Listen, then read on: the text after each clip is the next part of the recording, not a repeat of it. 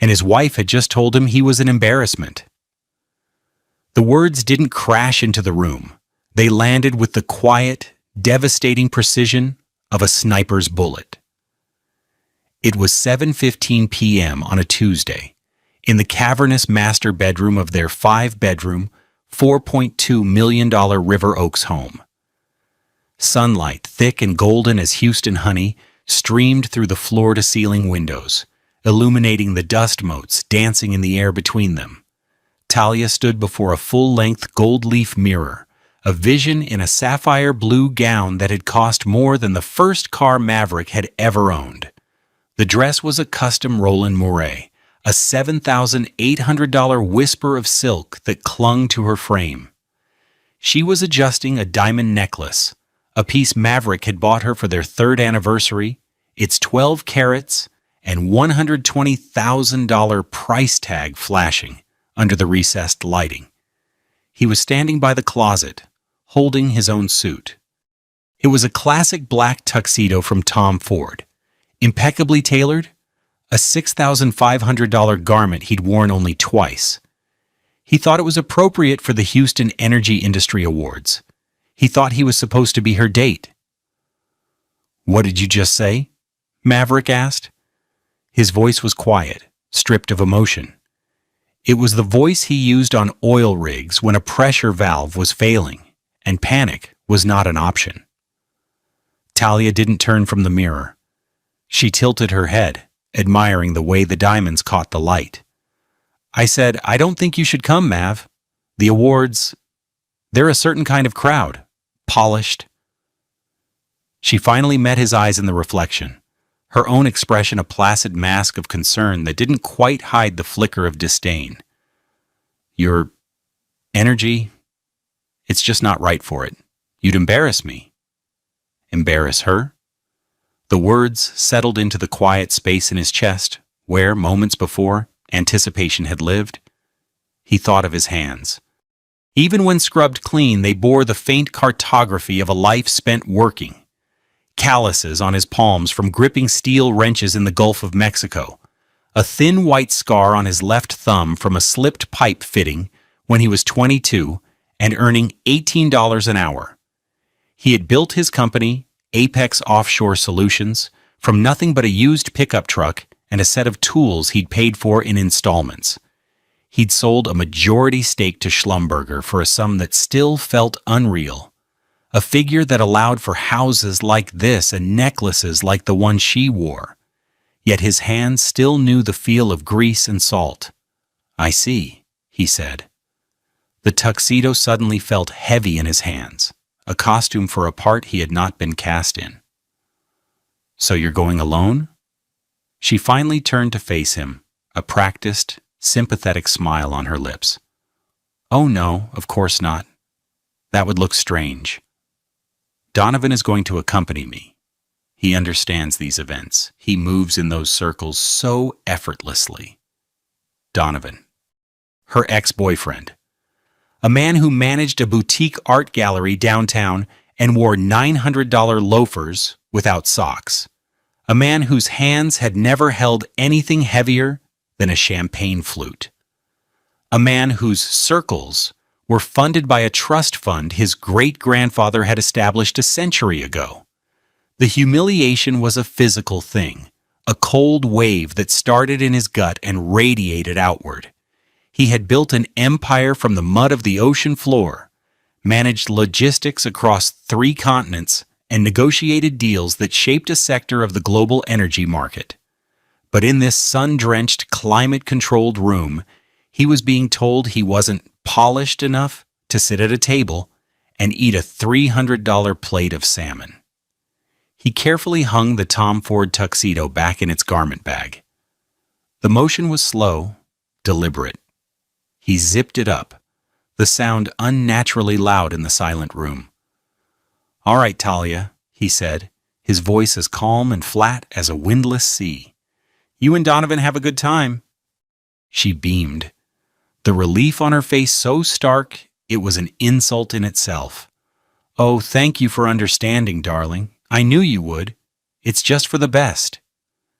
She glided over to him, the silk of her dress rustling, and gave him a perfunctory kiss on the cheek. Her perfume, a $450 bottle of Baccarat Rouge 540, lingered in the air after she swept out of the room. Maverick stood there for a long time, looking at the empty space where she had been. He had no idea what was coming, but a quiet, cold certainty began to form in his mind. She had made a critical mistake. Have you ever felt completely underestimated by someone who was supposed to be on your side? It's a unique kind of pain, and it can either break you or forge you into something stronger. Let us know in the comments if you've ever had to prove someone wrong who should have believed in you from the start. Their life was a carefully curated facade of domestic normalcy, each detail dollar-tagged and polished for public consumption. The River Oaks house was the centerpiece, a sprawling 8,000-square-foot modern Tudor with interiors designed by a firm that charged a $50,000 retainer just to consider a project. The landscaping alone, with its manicured boxwoods and imported Italian cypress trees, had an annual maintenance budget of $75,000. Maverick had bought the house before they were married, a raw display of his success, a place he thought they could build a real life. For Talia, it was simply the correct address. Mornings were a silent ballet. Maverick would be up at 5 a.m., his internal clock still set to the rhythms of offshore life. He'd be in his home gym, a space equipped with $60,000 worth of techno gym equipment, while Talia slept in their custom-made $35,000 Heston's bed under a $2,000 fret linen duvet. When he finished, he'd make coffee using a $6,000 La Marzocco espresso machine, grinding beans that cost $80 a pound. He'd drink his black, standing at the massive marble island that had cost $45,000 to quarry and install. Talia would emerge around 8:30 a.m., wrapped in a $1,200 La Perla silk robe, and he would have a perfect cappuccino waiting for her in a $150 Richard Ginori cup. "Thank you, darling," she would murmur, not quite looking at him as she scrolled through her phone, checking the social feeds of her friends. Their garage was another stage set. Her car was a pearl-white Maserati Levante, a $92,000 SUV he'd paid for in cash as a birthday gift. His was a 5-year-old Ford F-250 King Ranch, a $70,000 truck with 90,000 miles on it, its leather seats worn and comfortable. It was the same truck he used to visit his remaining offshore sites. Talia hated it. "It's so agricultural, Mav," she'd once said, wrinkling her nose as he parked it next to her pristine Maserati. "Can't you just drive the Range Rover?" The Range Rover was a $140,000 autobiography he'd bought for them to use on weekends. But it mostly sat gathering dust. Too generic for her, too ostentatious for him. Dinners were performative. Twice a week, they would eat at home, meals prepared by a private chef who charged $600 per visit plus the cost of groceries. The chef specialized in the kind of delicate multi-course meals Talia felt were appropriate for their station. Maverick would sit at the head of their 12-foot, $22,000 Restoration Hardware dining table, pushing a microgreen salad around his plate, thinking about the simple, hearty meals he used to share with his crew on the rigs. He missed the easy camaraderie, the shared laughter over simple food after a hard day's work. With Talia, the conversation was always about acquisitions, not of companies, but of things. A new painting for the foyer, a potential membership at the River Oaks Country Club, $100,000 initiation fee, a table at a new restaurant where the tasting menu was $450 per person. He'd try to talk about his work, about the new scholarship program he was funding at Texas A&M for aspiring petroleum engineers from underprivileged backgrounds. He'd pledged an initial $2 million. Talia would listen with a distracted air, her eyes glazed over. "That's nice, dear," she'd say before changing the subject. "Did I tell you the Abernathys are having their entire pool retiled with imported Moroccan zellige? It's costing them a fortune." The implication was always clear. His work, the very engine that funded their life, was the grimy, unmentionable part of their story. Her role was to spend the money beautifully, to build a glittering facade of taste and class that could obscure the scent of crude oil he carried in his history. He remembered one evening vividly. They were hosting a small dinner party for a few of her friends. One of the guests, a man who had inherited a commercial real estate portfolio, was holding court about his latest trip to Monaco. Maverick, trying to engage, mentioned a recent challenge they'd faced on a deep-water project in the Gulf.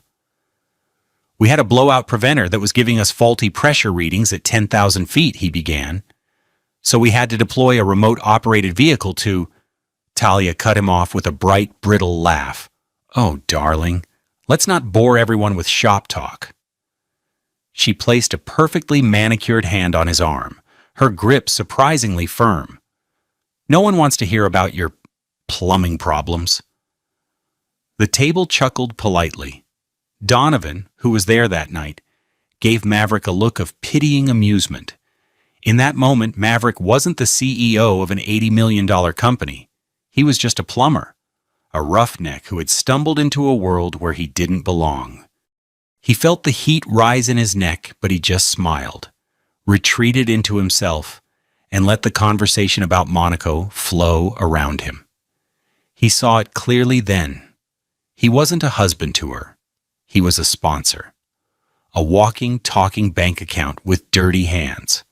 The cruelty wasn't a sudden storm. It was a slow, rising tide, a series of small, cutting remarks and dismissive gestures that eroded his sense of self within their home.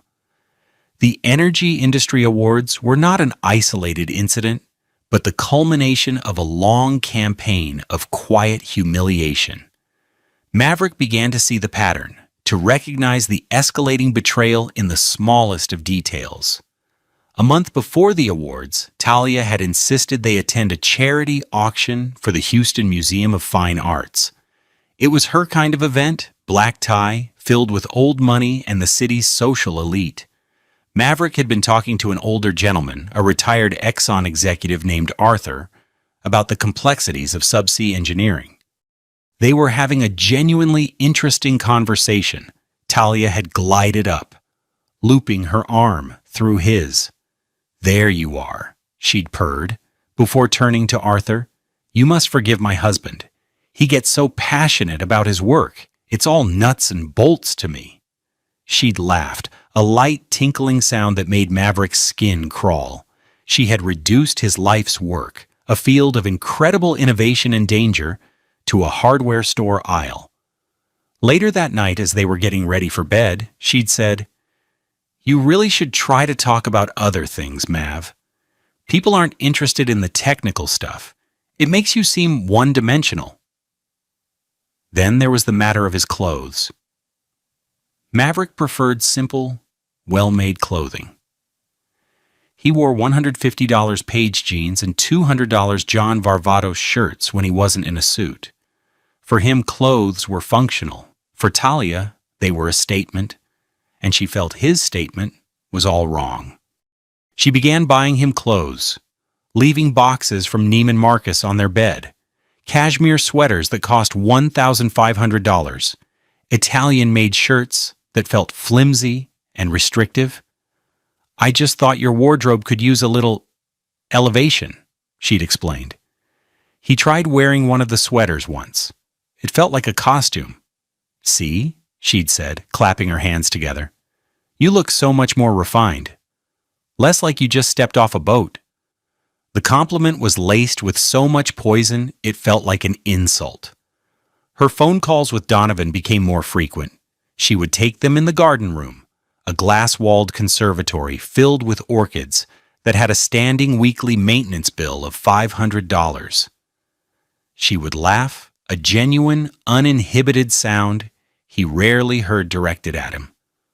Once, he walked by and heard her say, "Oh, you know, Mav, he's sweet, but it's like trying to explain color to a blind man. He just doesn't get it." He didn't know what it was, but he knew he was on the outside of it. He felt like a ghost in his own home, the silent provider of the stage on which her real life was performed. The planning for the Energy Awards was the final, brutal act. It dominated her conversations for weeks. She spent an entire afternoon at the Galleria, finally settling on the $7,800 Roland Mouret gown. She had 3 separate hair and makeup trials at $500 each. She talked endlessly about the guest list, who would be seated at which table, the potential for being photographed for the society pages. And through it all, she spoke as if she were going alone. "I need to make a good impression," she said one evening, scrolling through photos of past events on her iPad. "This is where the real Houston is, not out on some rusty platform in the middle of the ocean." The casual cruelty of the remark stunned him. Those rusty platforms were monuments of modern engineering, marvels of human ingenuity that powered the world. They were the source of the very money that paid for the iPad in her hands and the roof over her head. He wanted to scream, to grab her by the shoulders and make her see the hypocrisy. But he just stayed silent. Arguing felt pointless. It was like trying to reason with the wind. The week of the event, the betrayal became explicit. He was in his home office, a space paneled in dark walnut, with a custom $18,000 desk. He had left his office to get a glass of water when he heard her speaking in the hallway, her voice a low, conspiratorial murmur on the phone. "Don't worry, it's handled," she was saying. "He's not coming." No, of course not. Can you imagine? He'd probably try to talk to Harold Vance about drilling mud. It would be a total disaster. You and I can just go and have a wonderful time, like civilized people. He backed away from the door, his heart pounding a slow, heavy rhythm against his ribs. It was one thing to be thought an embarrassment, it was another to be conspired against, to be mocked and discarded in favor of a man who represented everything he was not. He went back into his office and sat behind his large desk, the leather of his $4,000 Eames chair creaking softly. He looked out the window at the perfectly manicured lawn, a green so perfect it looked artificial. His life felt the same way, and he knew with a certainty that chilled him to the bone that he was done living inside it. The facade was about to come down, and he would be the one to push it over. The discovery, when it happened, was not a dramatic confrontation or an overheard confession. It was a quiet moment of clarity in the place he felt most himself, the corner office of Apex Offshore Solutions. His headquarters weren't in the gleaming glass towers of downtown Houston. He'd bought and retrofitted a 50,000 square foot warehouse in the industrial district near the Port of Houston, a place that smelled of salt, diesel, and welding fumes. His office overlooked the vast shop floor where his teams serviced and assembled subsea equipment. The view, to him, was more beautiful than any skyline. It was the Wednesday before the awards gala. He was reviewing the company's philanthropic commitments for the year. His assistant, a sharp, no-nonsense woman named Maria, who had been with him since the beginning, had left a neat stack of folders on his desk. He worked his way through them. The A&M Scholarship Fund, a donation to a local STEM program for high schoolers, a community garden project his employees ran. The last folder was thicker than the others. It was labeled HEIA, Keynote Sponsorship. He opened it. The first page was a contract with the Houston Energy Industry Awards Organizing Committee. His eyes scanned the details. Apex Offshore Solutions, even after the sale, retained a philanthropic arm that he controlled completely. That entity was listed as the sole underwriter for the evening's keynote address and the recipient of the Industry Pioneer Award. The amount of the sponsorship was printed in bold, undeniable type, $2,400,000. He felt a strange sense of detachment, as if he were observing the scene from a great distance. He, Maverick, the man deemed too unpolished to even attend the event, was its single largest financial backer. He was paying for the champagne Talia and Donovan would be drinking. He was paying for the floral arrangements, the orchestra, the very stage on which the night's events would unfold. He flipped the page. There was a copy of the wire transfer confirmation dated 6 months prior, and then he saw the line item for the keynote speaker. Speaker to be provided by Apex Philanthropic Arm. Name to be confirmed no later than 48 hours prior to event. A final page was a logistical summary, including an entry that made his breath catch. Rooftop helipad access, Toyota Center. Granted for keynote speaker arrival/departure. Cleared for Sikorsky S-76 or similar class. Arrival window, 7:45 p.m. to 7:55 p.m. Central Standard Time. The entire plan bloomed in his mind in a single, incandescent moment. It wasn't about revenge. It was about truth. It was about recalibrating a world that had been tilted on its axis by his wife's casual disdain. He picked up his phone, the sleek, heavy device, feeling solid and real in his hand. He didn't call Talia. He didn't call his lawyer yet. He called the event organizer, a woman named Cynthia Webb, whose number was on the contract. "Cynthia, Maverick here," he said, his voice calm and steady. "I'm calling to confirm the details for the keynote speaker on Friday." Yes, that's right, the name is Maverick. Just Maverick. "And I need to confirm the logistics for my arrival. I'll be utilizing the rooftop access. My pilot will send over the flight plan. We'll be touching down at 7:53 p.m. exactly." There was a brief silence on the other end, then a flurry of professional confirmation. After he hung up, Maverick swiveled his chair to face the window overlooking the shop floor. Below, a team of his engineers, their faces smudged with grease, were working on a massive piece of machinery, their movements precise and coordinated. They were the people who made the world run, the ones with the know-how and the grit to pull energy from the bottom of the sea.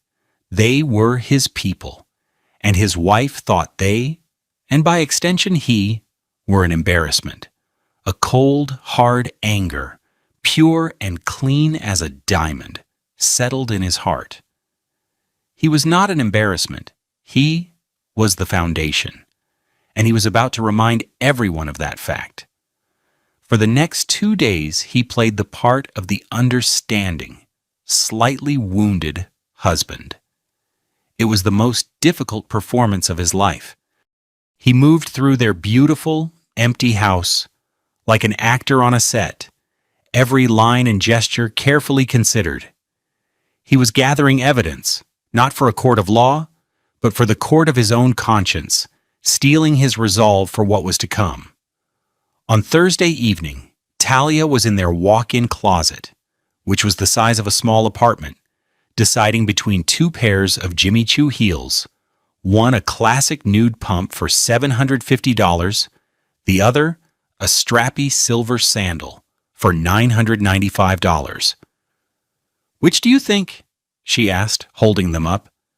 She was asking for his opinion on an event he was forbidden from attending. The sheer audacity of it was breathtaking. "The silver," he said, his voice even. "They'll catch the light." He was leaning against the doorframe, watching her. He felt a profound sense of distance, as if he were a scientist observing a foreign species. "Good choice," she said, preening in the mirror. "Donovan will love them." She said it so casually, the name of her ex-boyfriend a simple fact in their conversation. Later that night, he saw her phone light up on the nightstand beside their bed. It was a text from Donovan. Maverick didn't have to pick it up. The preview on the lock screen was enough.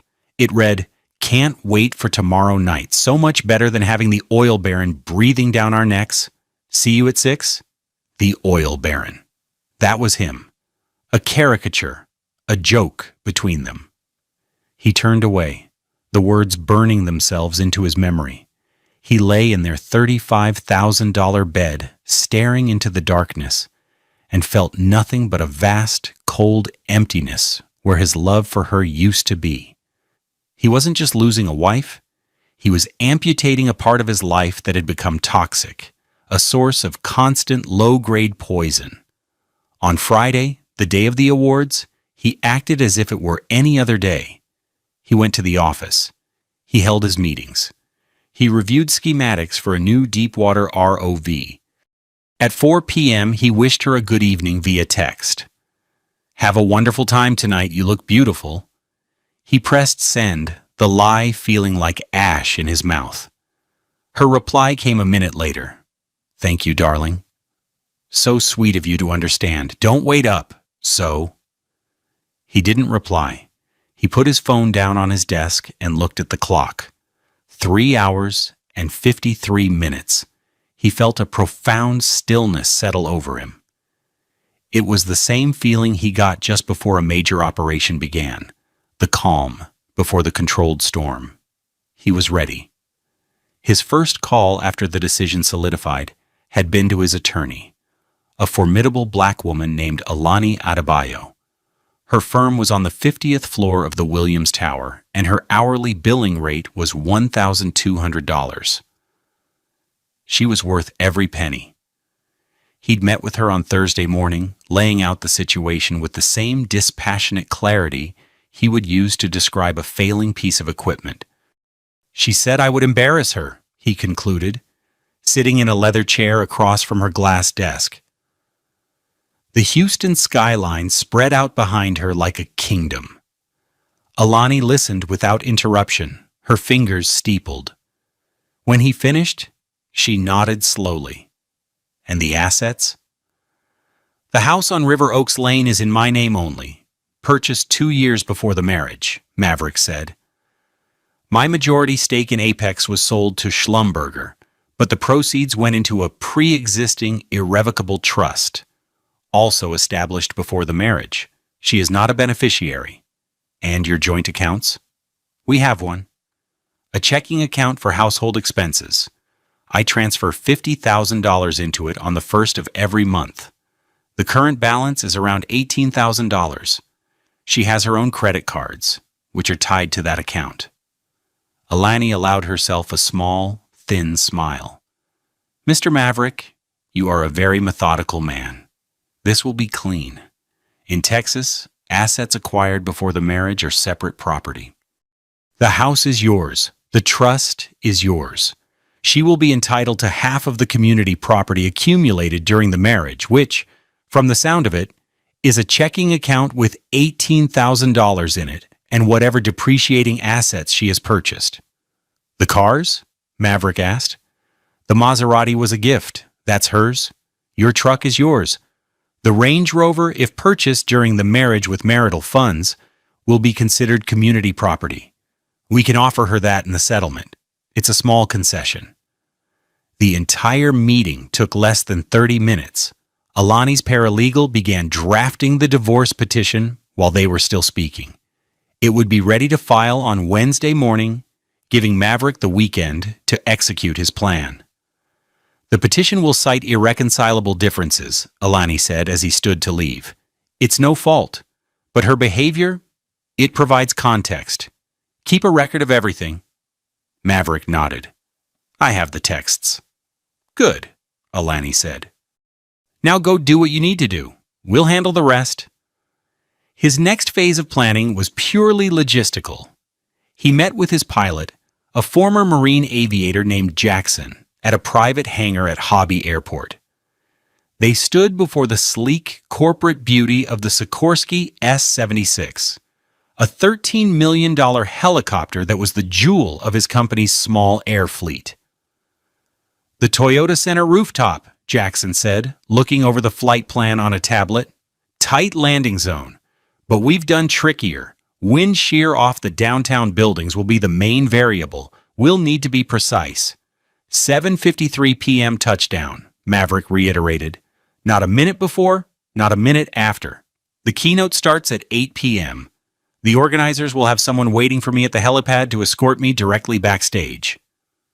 Jackson grinned. "Making an entrance, boss?" "Making a statement," Maverick corrected quietly. He spent Friday afternoon preparing his speech. He didn't write it out. He just sat in his quiet office, surrounded by the blueprints and models of his life's work, and thought about what he wanted to say. He wouldn't mention Talia. He wouldn't mention betrayal. His speech would be about the future of energy, about the courage and ingenuity of the men and women who worked offshore, about the responsibility they had to power the world and protect the planet. It would be about character, about building things that last, about the difference between value and price. It would be a tribute to the world she despised, delivered on a stage paid for by its success. The final piece of his plan was the award. The Industry Pioneer Award was not a surprise he was receiving. It was an honor his own philanthropic arm had endowed and designated for him. It was a strategic move made months ago to cement his legacy post-sale. He had been meant to accept it quietly. Now it would be part of a much larger, more public declaration. He arranged for the Houston Chronicle's business section photographer, a man he knew from a previous feature, to be present. He wanted a record. He wanted a picture that would appear in the Sunday paper, a photograph of him on that stage, holding that award, the very picture of a man who was the opposite of an embarrassment. He wanted Talia and Donovan to see it over their morning coffee. At 6 p.m., he left his office. He didn't go home. Home was no longer his. It was just a house, a stage for a play he was no longer in. He drove his F250 to the airport, the worn leather of the seats a familiar comfort. He changed not into a tuxedo, but into a custom-made Brioni suit, a deep charcoal gray that cost $8,000. It was a suit that signified power, not festivity. It was armor. As he boarded the helicopter, the sun was setting over Houston, painting the sky in fiery shades of orange and purple. The city lights began to glitter below, a sprawling galaxy of human endeavor. He felt a profound sense of peace. The storm was coming, but he was in the eye of it, calm and in control. The strike began at 7:45 p.m. Central Standard Time. Inside the Toyota Center, the ballroom was a universe of manufactured glamour. 3,000 of the most powerful people in the energy sector were seated at round tables, draped in white linen. The floral centerpieces were towering creations of orchids and hydrangeas, each one costing over $1,000. The air hummed with the sound of clinking glasses and confident conversation. At table 12, front and center, Talia was holding court. She was radiant in her sapphire gown, her diamond necklace a beacon of light. Donovan sat beside her, looking pleased with himself in a velvet dinner jacket. He was telling an amusing story about a difficult artist, and Talia was laughing, her head thrown back. She felt triumphant. She had successfully curated her evening, excising the one element, her husband, that she felt clashed with the polished perfection of it all. "You were so right about this, T," Donovan murmured, leaning in close. "It's so much more relaxing. No need to worry about him trying to discuss fracking with the mayor." Talia smiled, a small, secret smile of satisfaction. "I told you. It's just better this way. For everyone." She took a sip of her $300 a bottle champagne and scanned the room, feeling a deep sense of belonging. This was her world. She had finally arrived. 800 feet above them, Maverick was descending. The Sikorsky S-76 cut through the night sky, its engines a muted roar that was imperceptible on the ground. Through the cockpit window, Maverick saw the Toyota Center grow larger, its rooftop a flat, dark expanse marked by a circle of lights. The city spread out around them, a breathtaking tapestry of light and steel. His city, a city he had helped to power. At 7:51 p.m., Jackson's voice came through the headset, calm and professional. 2 minutes to touchdown. Winds are steady out of the southeast at 10 knots. This is a go. Maverick didn't reply. He simply watched as the helipad rushed up to meet them.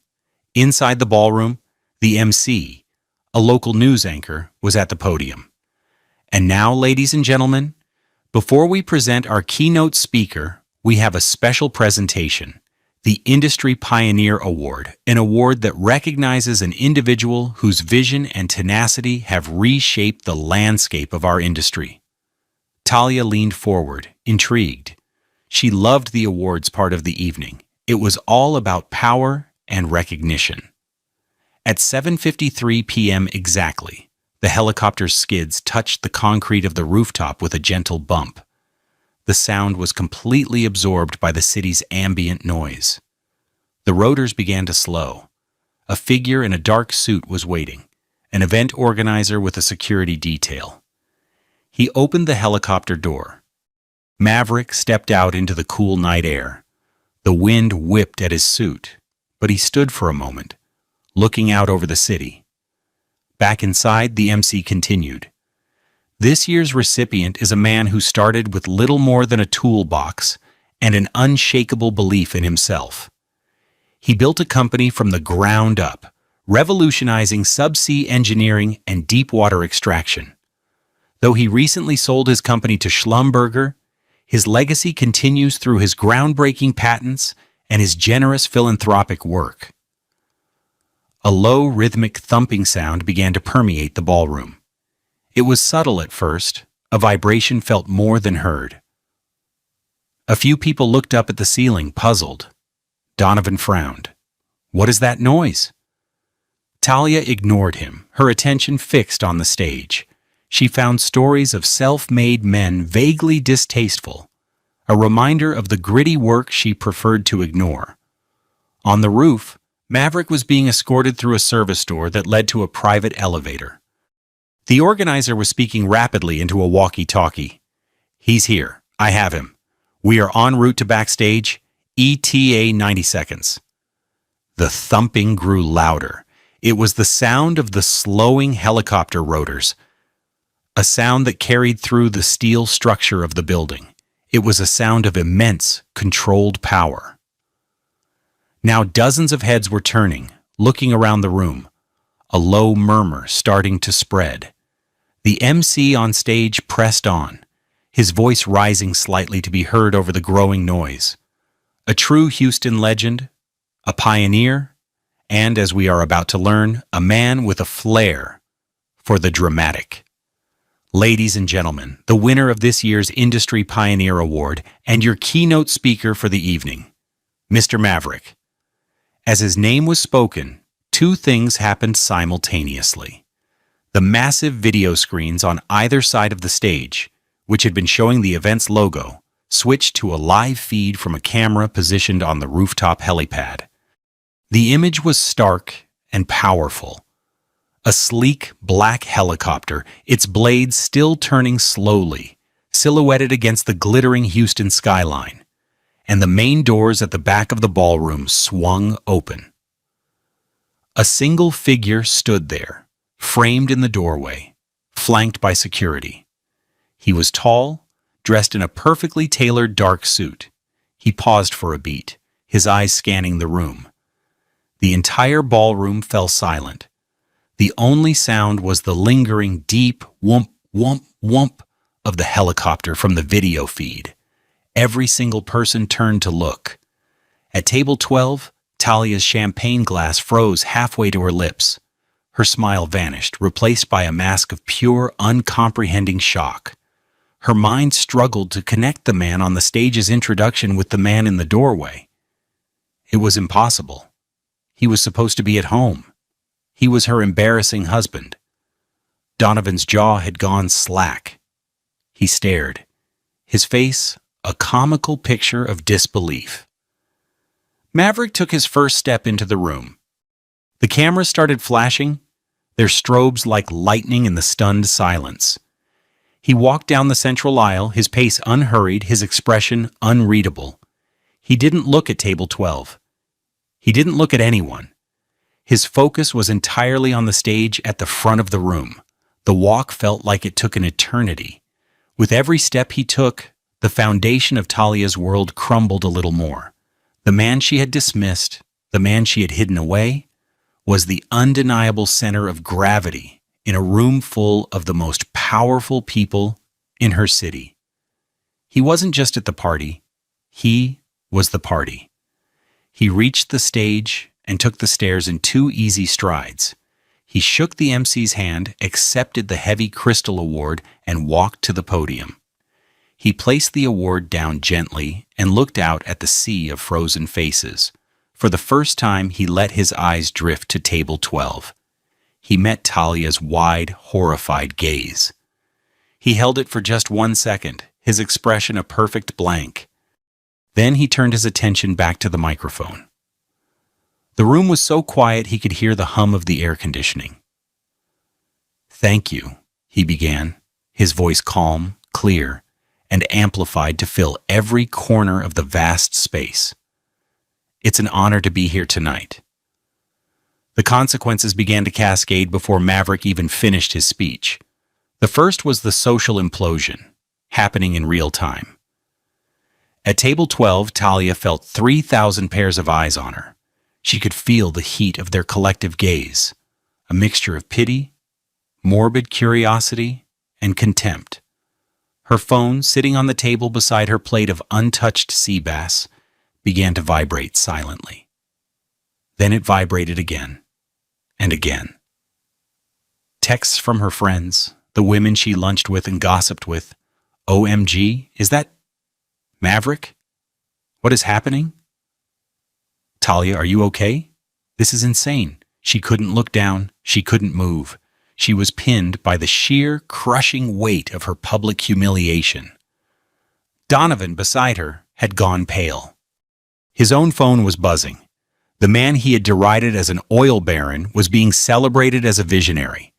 The man he had replaced as Talia's date was the guest of honor. He looked small and insignificant in his velvet jacket, a court jester who had accidentally wandered into the king's throne room. Maverick's speech was 12 minutes of quiet power. He spoke about the future, about sustainable deepwater drilling, about the human element of the energy industry. He announced the expansion of his scholarship program at Texas A&M, pledging an additional $5 million to fund a new wing of the engineering department. He spoke with an authority and intelligence that captivated the room. There was not a single trace of the unpolished man Talia had described. This was a leader, a captain of industry in his natural element. When he finished, there was a beat of silence, and then the room erupted in a thunderous standing ovation. Business leaders, oil magnates, and politicians were on their feet, applauding the man Talia had deemed an embarrassment. The Houston Chronicle photographer's flash went off again and again, capturing the moment. Maverick on stage, bathed in light, accepting the accolades of his peers. Talia finally broke. She pushed her chair back, the legs scraping loudly on the floor. She stood up and fled, weaving through the tables, her head down, her sapphire gown a streak of blue misery. Donovan, after a moment's hesitation, scurried after her. Their exit was just as conspicuous as Maverick's entrance. The next morning, the consequences became tangible. The front page of the Houston Chronicle's business section featured a large, full-color photograph. It was of Maverick on stage, holding the Industry Pioneer Award, a look of calm confidence on his face. The headline read, "Maverick's Surprise Arrival and Keynote Dominate Energy Awards." The article detailed his dramatic helicopter entrance, his visionary speech, and his multi-million-dollar philanthropic pledge. It mentioned he was the event's primary underwriter. It did not mention his wife. Talia's phone became a weapon against her.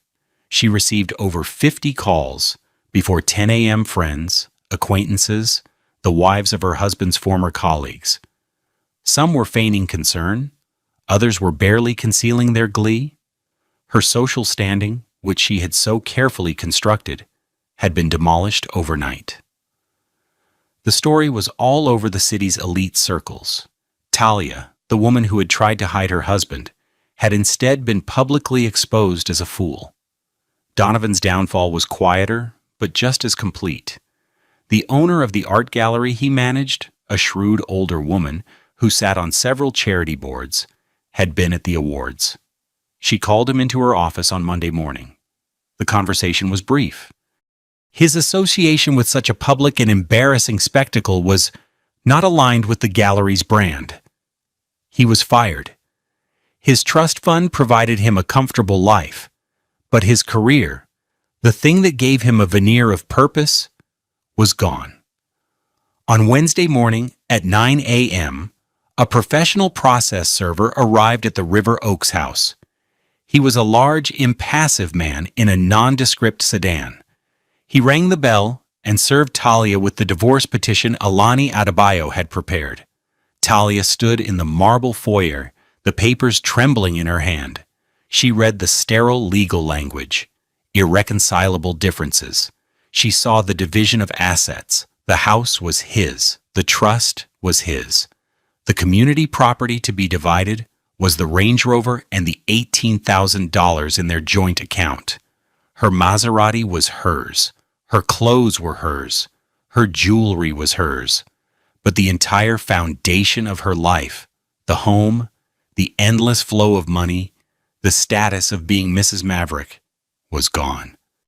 Her frantic messages to Maverick began then, a desperate, escalating series of voicemails and texts. 10:15 a.m., voicemail. Mav, I just got these papers. This is a mistake, right? Some kind of joke? Call me. 11:30 a.m., text. Why are you doing this? After one little disagreement? It was a misunderstanding. I was just stressed. 1 p.m., voicemail. How could you humiliate me like that? In front of everyone. You did it on purpose, you cruel bastard. You wanted to hurt me. 3:45 p.m., text. Please, Maverick, we can fix this. I love you. I was wrong. I was so wrong. Please just talk to me. 6 p.m., voicemail crying. They're going to take the house. My cards are being declined. What am I supposed to do? Where am I supposed to go? You can't just throw me out. After everything, please, Mav. Please. Maverick listened to the voicemails once, his face impassive. He saved them, then deleted them. He did not reply to a single text. There was nothing left to say. He had given his speech. The consequences were simply the echoes of her own actions, reverberating back at her. 6 months later, the Houston autumn had settled in, a welcome respite from the long, oppressive heat of summer. Maverick stood on the banks of Buffalo Bayou in Sam Houston Park, the late afternoon sun casting long shadows across the grass. The roar of the city was a distant hum, muted by the rustling leaves of the old oak trees. He was no longer the CEO of a major corporation, nor was he the wounded husband in a gilded cage. He was just a man, enjoying the simple pleasure of a walk in the park. His life had been stripped down to its essential components, and he had found a peace he hadn't known was missing. The River Oaks house had been sold. The proceeds, all $4.2 million of it, had been added to his educational foundation. Living in that house felt like living in a museum of a life that was no longer his. He now lived in a sleek, modern penthouse apartment in a new high-rise overlooking the park, a space that was entirely his own, filled with engineering diagrams framed as art and books on geology and oceanography. His Ford F-250 was parked in the garage downstairs. It was all he needed. The divorce had been finalized quickly and quietly. Talia, represented by an expensive lawyer, had tried to contest the premarital trust, but Alani Adebayo had shut down every challenge with surgical precision.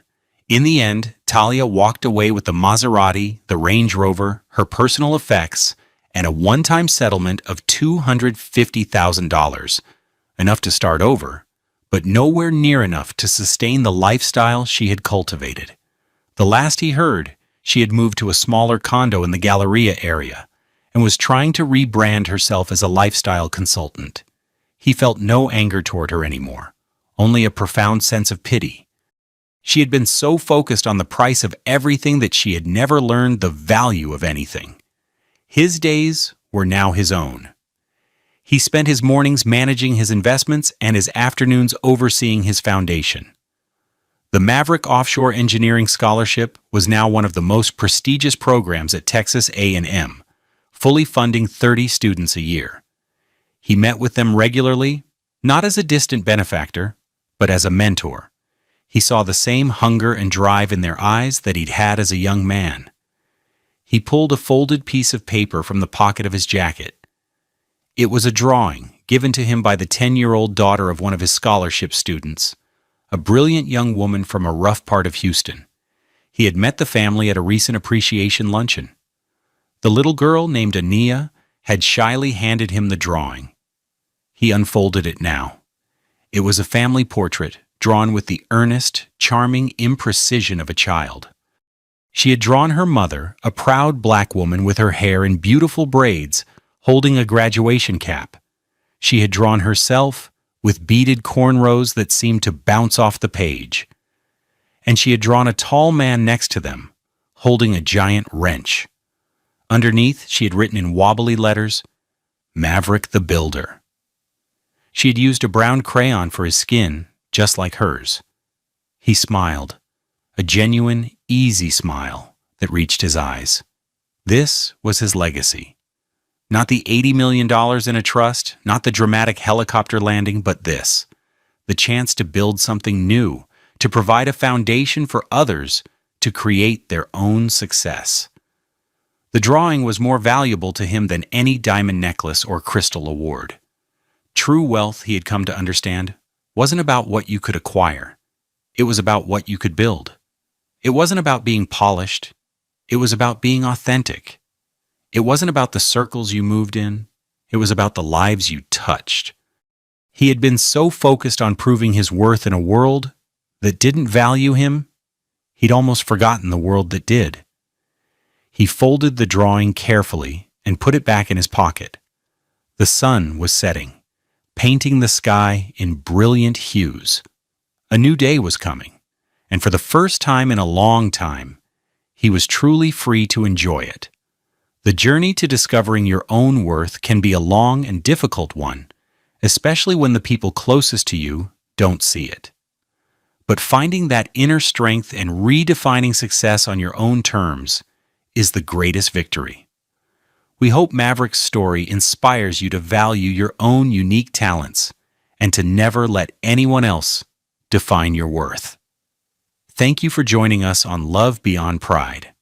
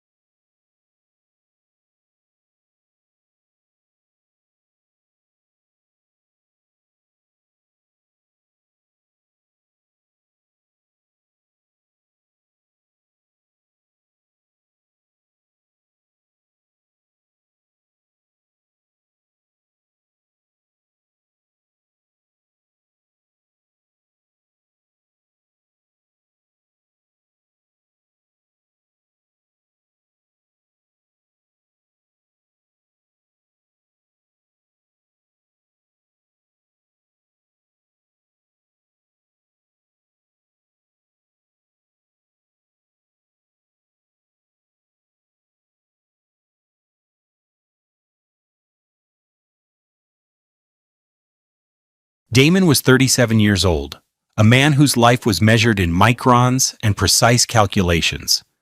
As a biomedical engineer at the Cleveland Clinic, he earned a respectable $96,000 a year designing and refining the delicate instruments that saved lives. His hands, steady and sure in the lab, were now resting on the starched white linen of a tablecloth. Across from him, his wife Imani swirled a $22 glass of Sauvignon Blanc, her luminous, deep brown skin glowing under the soft, ambient light of the Mediterranean restaurant in Lakewood. The air smelled of grilled octopus and lemon. He knew exactly what was coming. He had been waiting for it for 243 days. Imani placed her glass down with a delicate click, her eyes, usually warm, now holding a cool, appraising quality he had come to recognize as a precursor to a performance. "You know, Damon," she began, her voice a carefully modulated instrument of casual cruelty, "I've been thinking a lot about us, about how we started." He simply watched her, his expression neutral. He kept his breathing even. In his mind, a clock was ticking down the final seconds of his marriage. She sighed, a theatrical sound of profound reflection. "I think it's time I was completely honest with you. With myself, really." She leaned forward, her $4,200 Chanel handbag resting on the chair beside her like a silent, expensive accomplice. "I married you out of pity." There it was. The line. The exact sequence of words he had heard rehearsed in a hushed, conspiratorial phone call 8 months prior. The phrase designed to shatter his confidence, to make him scramble, to make him beg. If he begged, she would have leverage. If he left, she believed she would get half of everything. She had miscalculated on both counts. He had no idea how wrong she was. For a moment, the world seemed to narrow to the space between them. The clatter of cutlery from other tables faded. The low hum of conversation disappeared. There was only her expectant, slightly smug face and his own calm, measured silence. He saw the flicker of annoyance in her eyes when he didn't immediately crumble. He didn't flinch. He didn't gasp. He didn't ask why. He simply absorbed the words, the final piece of data, in a long and painful experiment. What do you think someone should do in a situation like this? When the person who vowed to love you reveals it was all a game? We'd love to hear your thoughts in the comments below. Damon picked up his own glass, a simple iced water with a lemon wedge. He took a slow, deliberate sip. He placed the glass back on the table, aligning it perfectly with the edge of his bread plate. The condensation left a perfect, fleeting ring on the polished dark wood. He looked directly into Imani's eyes, his own gaze clear and steady. The stillness was his answer. "Thank you for the clarity," he said. His voice was even, devoid of anger or hurt. It was the voice he used in the lab to confirm a measurement. Factual. Final. He reached into the pocket of his $250 navy blazer, the one she'd said made him look less like a scientist. He pulled out his wallet, a worn leather thing he'd owned for a decade.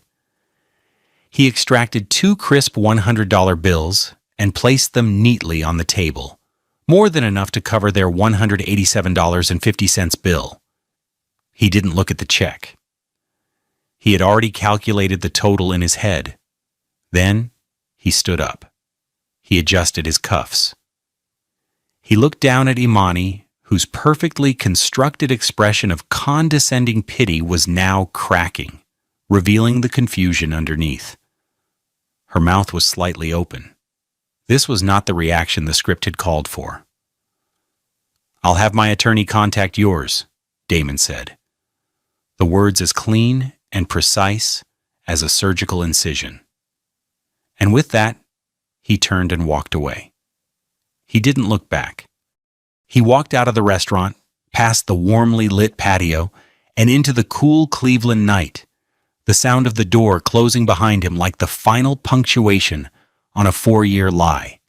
8 months earlier, their life in the $450,000 Tremont condo had been a portrait of domestic normalcy, at least on the surface. It was a life Damon had worked tirelessly to build. Their Saturdays were for the West Side Market, buying fresh pasta and organic vegetables, a routine that cost about $120 a week. He would cook, she would direct. He'd stand over the stove in his comfortable $40 jeans, stirring a sauce while Imani sat at their sleek $3,500 quartz island, scrolling through her phone, occasionally offering a critique. "A little more basil, sweetie. Don't let it get bitter." He thought it was her way of participating. He now knew it was her way of managing him. Their home was filled with her aesthetic. Minimalist, modern, and expensive. A $6,000 leather sectional dominated the living room, facing a 75-inch television that had cost him $2,800. The walls were adorned with abstract art she'd picked out from a gallery in the flats. 3 canvases that totaled over $9,000. His only contribution to the decor was a framed photo of his late mother, Mama, a beautiful, proud black woman with a kind smile. He'd placed it on his nightstand, a small personal altar in a home that felt increasingly like a showroom.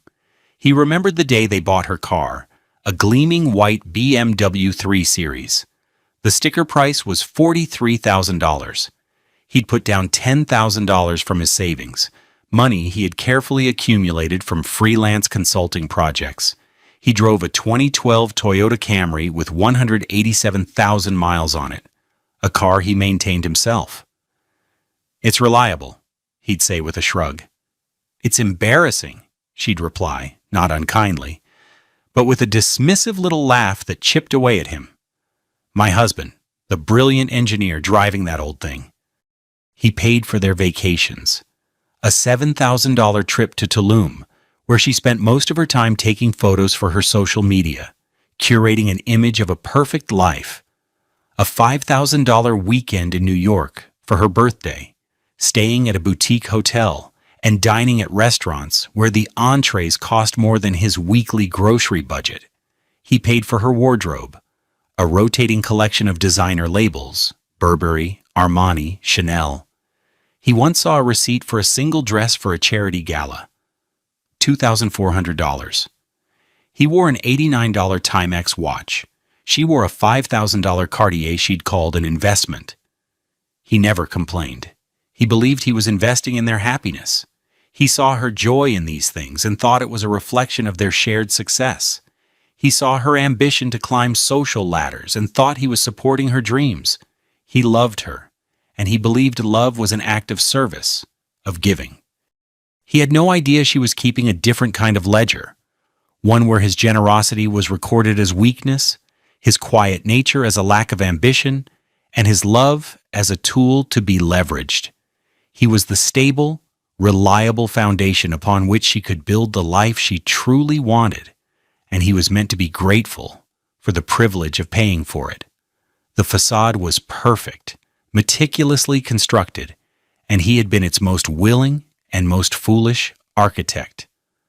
The discovery happened on a Tuesday in March. It was 6:47 p.m. A cold rain was slicking the streets of Tremont, and Damon had come home early from the lab, a rare occurrence. A critical simulation had finished hours ahead of schedule, and he was looking forward to surprising Imani, maybe suggesting they order in from their favorite Thai place. He let himself into the condo quietly. The lights in the main living area were off, but he could hear Imani's voice coming from their bedroom down the hall. She was on the phone. Her voice was low and animated, the way it got when she was talking to her sister, Sierra. He smiled to himself, setting his worn leather briefcase, which had cost him $150 10 years ago, on the floor. He started to unlace his practical waterproof work shoes. That's when he heard the words that stopped him cold. "No, you have to be strategic about it," Sierra was saying, her voice tinny through the phone, but her words perfectly clear in the silent apartment. You can't just say, "I'm unhappy." That gives him room to argue, to promise to change. You need something that cuts the legs out from under him completely. Damon froze, one hand on his shoelace.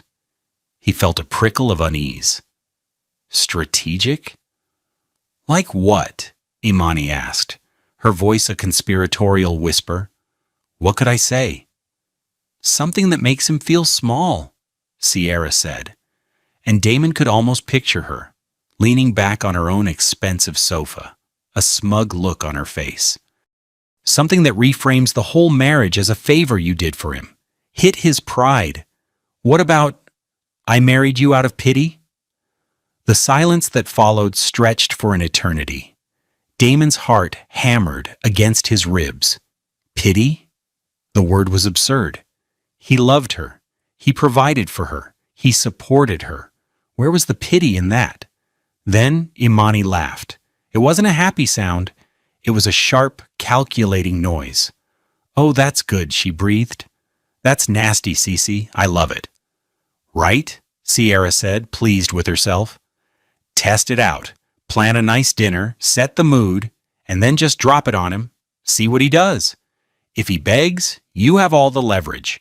You can get him to agree to anything to fix things. A new decorating budget, that trip to Paris, anything. And if he gets mad and leaves..." There was a pause. "Well, then your lawyer says you get half anyway. It's a win-win for you, girl." "A win-win," Imani repeated, savoring the words. "Okay, I'll start planning. Give it a few months. Let him get comfortable. Maybe after his next project bonus comes in." Damon slowly sank down onto the small bench by the door. The rain lashed against the window, each drop a tiny hammer against the glass. The air in his lungs felt like ice. His entire 4-year marriage, the life he thought he was building, reconfigured itself in that instant. It wasn't a partnership. It was a long con. A game. And he had just been handed the rule book. He felt a wave of nausea, followed by a strange, chilling calm. The engineer in his brain took over, the part of him that dealt with data, with cause and effect, with stress tests and failure analysis. He was the subject of an experiment. His love, his devotion, his entire life with her. It was all just a variable in her equation. He stood up, his movements stiff and robotic. He picked up his briefcase. He quietly put his shoes back on, lacing them with trembling fingers. He turned around, opened the door, and walked back out into the rain. He walked for 2 hours, the cold water soaking his coat and hair, his mind a maelstrom of shock and betrayal. By the time he returned, the shock had cooled into something hard and solid. It was resolve. She wanted to run a test. Fine. He would spend the next 8 months preparing for the final exam. The 8 months that followed were a masterclass in deception. Damon became the perfect husband, a phantom playing a role. On the outside, nothing changed. On the inside, he was a different man, a strategist collecting data for a case he was building in the court of his own heart. He played dumb with a precision that would have made a professional actor proud. Just 2 weeks after overhearing the call, Imani came to him with a proposal. "Honey," she said, looking up from her laptop at the kitchen island, "Sierra's birthday is coming up, and I saw the most perfect gift for her. It's a bit of a splurge, though." She showed him the screen, a $3,800 Louis Vuitton tote bag. The old Damon would have hesitated, maybe suggested something more reasonable. The new Damon smiled warmly. "She's your sister, Imani. She deserves it. Of course, use the joint credit card." He watched her face light up, a genuine, uncomplicated flash of delight at his easy compliance. She thought she was winning, softening him up for the eventual test. He was simply documenting another expense, another piece of evidence of her financial recklessness. He made a note in a secure file on his personal laptop. March 28th, 7:15 p.m. Louis Vuitton tote for Sierra. $3,800 joint account. He attended family functions, smiling and making small talk with Sierra, the co-architect of his humiliation. At a family barbecue in July, Sierra pulled him aside. "You're such a good husband to my sister," she said, squeezing his arm. "She's so lucky. Not every man would be so accommodating." Damon met her gaze, his expression one of sincere humility. "She's the best thing that ever happened to me," he said, the lie tasting like ash in his mouth. "I just want to make her happy." Sierra beamed, completely oblivious. He was no longer just a husband. He was an intelligence agent in his own home. Every night, he would come home, and they would perform their domestic ritual. "How was your day, sweetie?" she would ask, barely looking up from her phone. "Good," he'd say. "We're making progress on the new vascular stent prototype." "That's nice," she'd murmur, her thumb scrolling endlessly. She had never once asked a follow-up question about his work. She didn't know what a vascular stent was. She just knew his job provided the $96,000 salary that funded her lifestyle.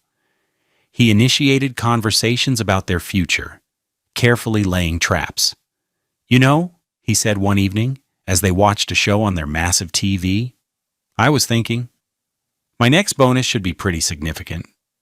Maybe we should put it toward paying down the mortgage." Imani turned to him, her brow furrowed. "Pay down the mortgage? Damon, that's so boring. I was thinking we could finally get the guest bathroom redone. I saw this Italian marble tile that would be incredible. It's only about $15,000.